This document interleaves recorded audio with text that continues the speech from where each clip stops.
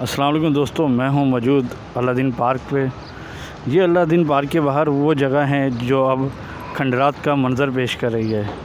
یہ کھنڈرات کیوں بنے ہیں، اس کی ایک اہم وجہ یہ ہے کہ ناجائز تجاوزات کے نام پر اس کو مسمار کیا جا رہا ہے۔ میرا ہمیشہ سے ایک سوال پاکستان کی عوام سے، حکمرانوں سے بھی یہ رہا کہ آپ جب چیز کوئی خریدتے ہیں تو 2-4 ہزار 5 ہزار کا وکیل کیوں نہیں کرتے جو آپ کی رہنمائی کرے۔ کروڑوں روپے کی اس چیز کو چند لمحوں میں مسمار کر دیا جاتا ہے، کیوں کہ وہ ناجائز جگہ پہ بنی ہوتی ہے، بعض دفعہ اس کے کاغذات پورے نہیں ہوتے اور اس کا خمیزہ جمع پونجی جو زندگی بھر کی جمع پونجی ہے اس کو لوٹانے پہ ملتا ہے۔ اس وقت اللہ دین پارک کے باہر یہ پورا مال آپ دیکھ رہے ہیں مکمل طور پر تباہ اور بربادی کا منظر پیش کر رہا ہے۔ یہ چیز میری جو حکمرانوں سے بھی سوال ہے اور جو ادارے ان لوگوں کو ان چیزوں کے بنانے کی اجازت دیتے ہیں ان سے بھی سوال ہے کہ بجلی اور پانی اور گیس کے بل کیا ناجائز جگہوں پر الاٹ ہو جاتے ہیں؟ اگر ہو جاتے ہیں تو پھر تو اس ملک کی عوام کو 21 نہیں 31 توبوں کی سلامی کہ یہاں ایک چیز بیچ کے پھر اس کا یہ حال کیا جاتا ہے۔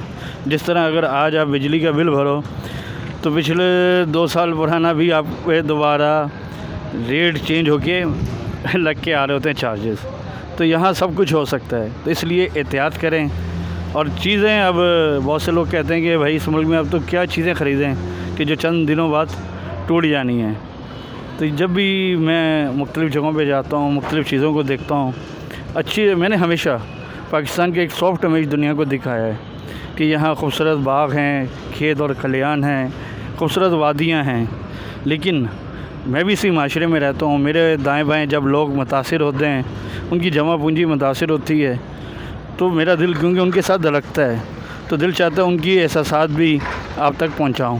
تو یہ وہ منظر تھا جو آپ کے سامنے رکھنا چاہ رہا تھا۔ اور آپ یہ دیکھ رہے ہیں ابھی بھی جو ہے مشینری کام کر رہی ہے، تو دل دکھتا ہے ایسے اذیت ناک تکلیف دہ مناظر کو اپنے کیمرے میں قید کرتے ہوئے، کیونکہ میری یہاں جن لوگوں سے بات ہوئی بہت تکلیف میں تھے، اس میں خواتین بھی تھی، مرد بھی تھے، اور ایک بات سننے میں آئی یہاں تقریباً نہیں تو 8 سے 10 ہزار لوگوں کا روزگار وابستہ تھا جو چند لمحوں میں مٹی کا ڈھیر ہو گیا۔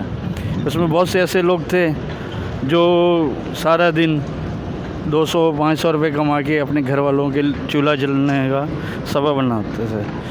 تو یہ وہ مناظر ہیں جو آپ کے ساتھ شیئر کرنا چاہ رہا تھا۔ تو ویڈیو کو شیئر ضرور کیجیے گا، اور میرے چینل کو ابھی تک اگر آپ نے سبسکرائب نہیں کیا تو سبسکرائب بھی کیجیے گا۔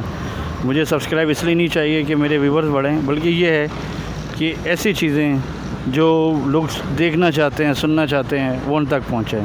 تو آپ اس سے اگر کوئی اجازت دیں، اللہ حافظ۔